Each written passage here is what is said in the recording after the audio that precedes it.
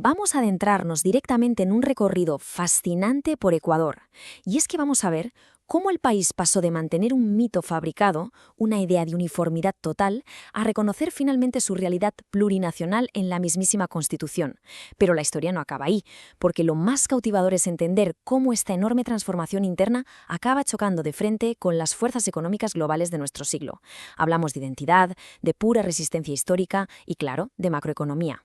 Bueno, la hoja de ruta de este análisis está clarísima. Pasaremos por 4 puntos clave: el mito de la nación uniforme, la lucha histórica por la plurinacionalidad, el papel de la educación y la interculturalidad, y, para terminar, cómo encaja todo esto en el gran escenario económico global. Empezamos. Punto número 1.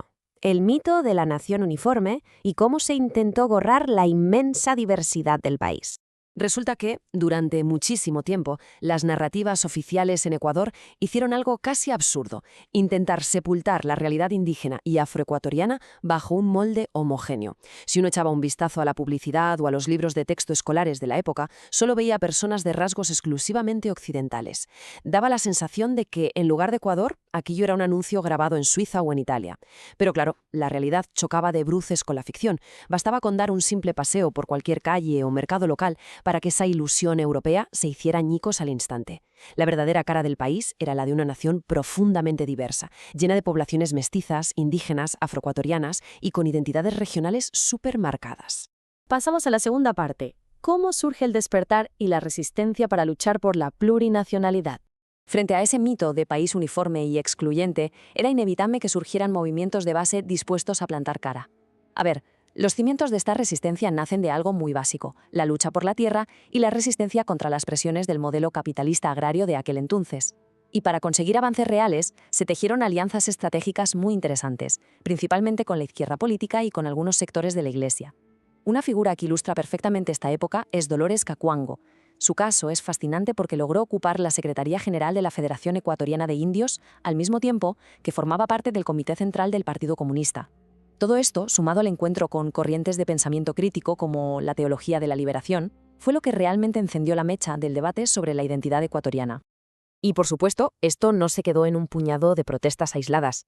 Las reivindicaciones locales no tardaron en unirse y formar confederaciones enormes a nivel nacional. Fijémonos en la cronología.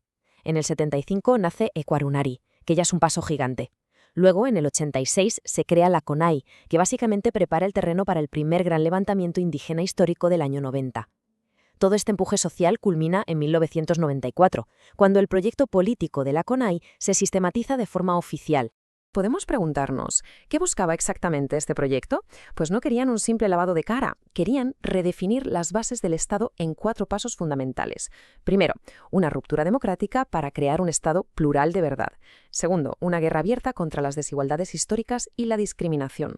Tercero, exigían una transformación sociocultural profunda para acabar de raíz con el racismo. Y finalmente, el cuarto pilar era garantizar una autonomía indígena real dentro del Estado ecuatoriano. Ni más ni menos. Y así llegamos a la tercera sección: definir los conceptos clave que finalmente quedaron blindados en la Constitución de 2008, como son la plurinacionalidad y la interculturalidad. El punto central aquí es entender qué significa exactamente la plurinacionalidad.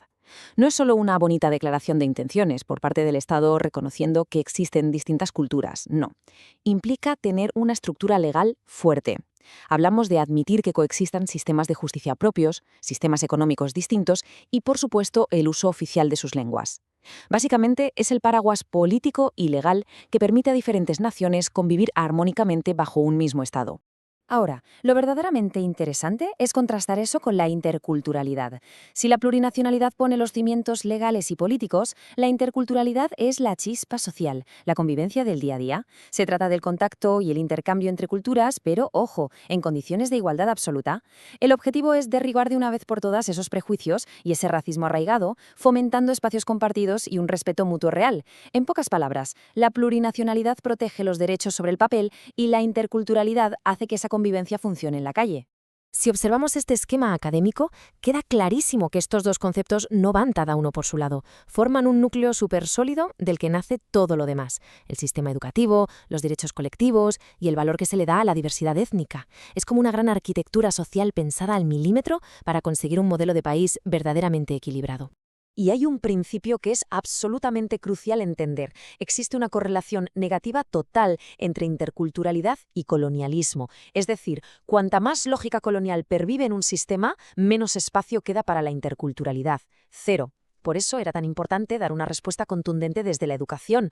Normativas como la Ley Orgánica de Educación Intercultural del año 2011 surgieron exactamente para esto, para impulsar un currículo bilingüe a nivel nacional y romper con ese enfoque puramente hispano-occidental que llevaba siglos arrastrándose.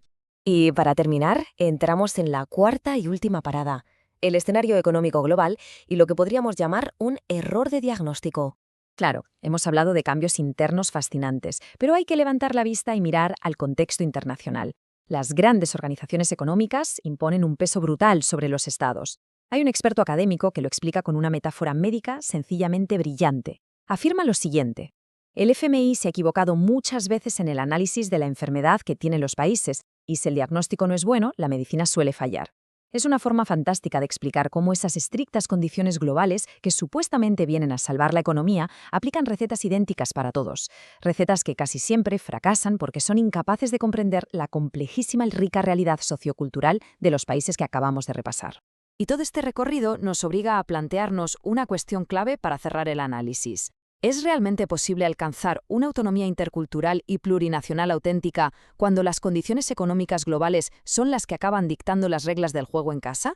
Hemos visto cómo la persistencia increíble de los movimientos sociales consiguió reescribir una constitución para abrazar su diversidad, pero a la vez ese tremendo triunfo local tiene que sobrevivir en un choque constante contra la pisonadora de la macroeconomía global.